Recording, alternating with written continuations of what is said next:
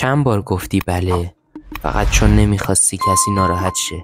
چند بار خندیدی در حالی که درونت داشت فریاد میزد نه، لطفا نه.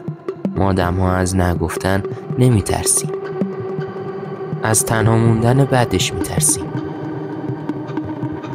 اما اون لحظه‌ای که جرأت میکنی نبگی، دقیقا همون لحظه‌ای که به خودت برمیگرده. هر بار که بله گفتی یه تکه از خودت رو دادی. گفتی باشه مشکلی نیست، ولی درونت یه صدای خسته گفت بازم خودمون فروختم. از بچگی یادمون دادن که مؤدب بودن یعنی بله گفتن، ولی هیچ کس یادمون نداد که مؤدب بودن با خودکشی آرام فرق داره.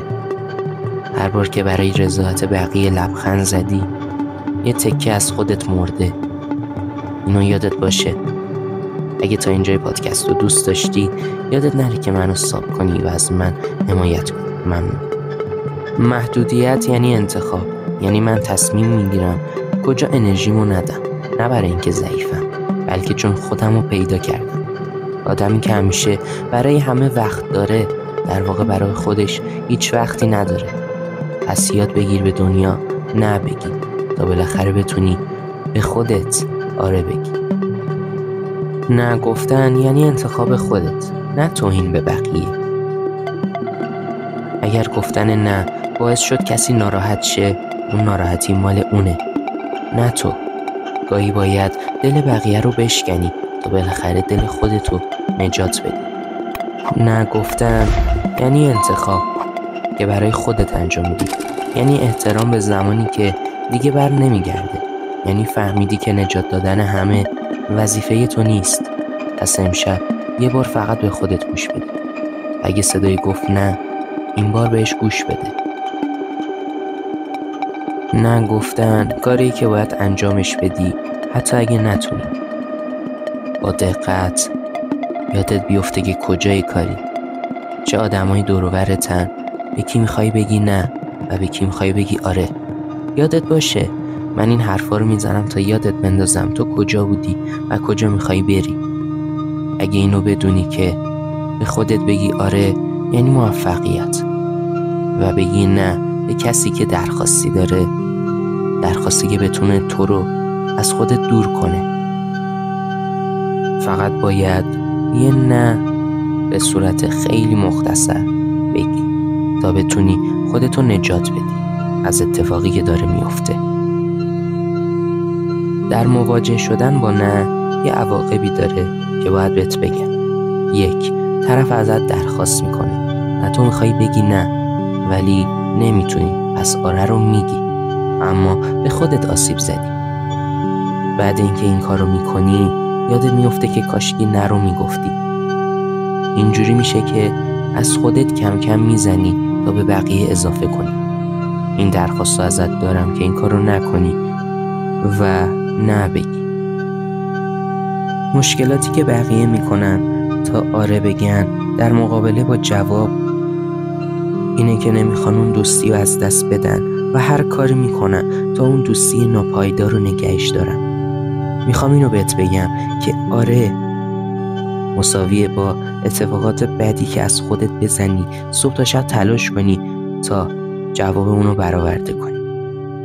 اگه میخوای جوابت خیلی منطقی خوب باشه، با یه نه میتونی این دوستی رو تموم کنی، چرا که وقتی این دوستی ادامه داشته باشه به خودت ضرر میزنه. من نمیگم که هر دوستی رو تمومش کن. بفهم، یاد بگیر، ازش درس بگیر، ببین کجای کار ایراد داره، کجا دیگه نمیتونی ادامه بدی. لازم نیست که به خودت خستگی بدی، سختی بدی.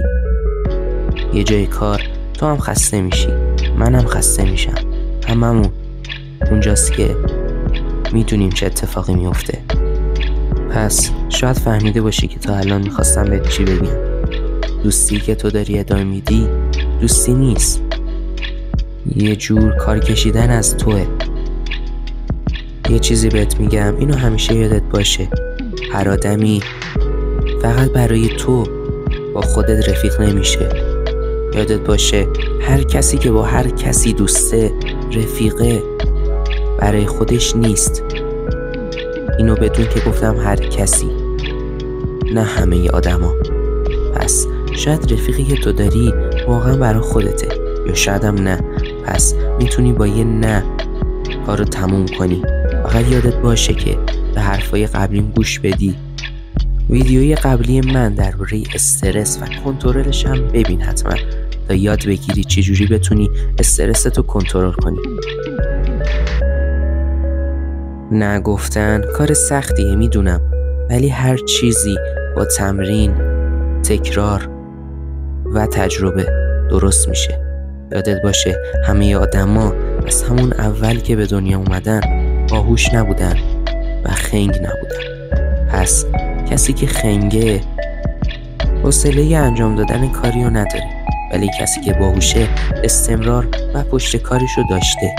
البته اینو بگم که همه ما یه روزی خنگ‌ترین آدم دنیا بودیم، ولی الان تو جایگاهی ایستادیم که شاید میتونیم بگیم باهوشیم.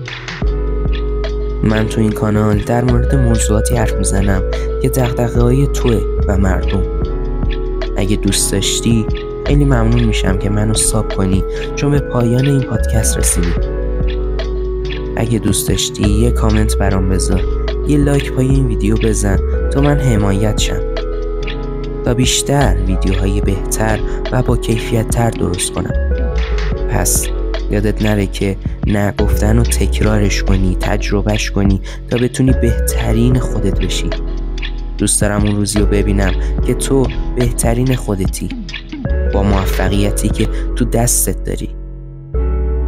آخرین حرفی که میخوام بزنم اینه که ساب یادت نره و تا ویدیوی بعدی، خدا نگهدار.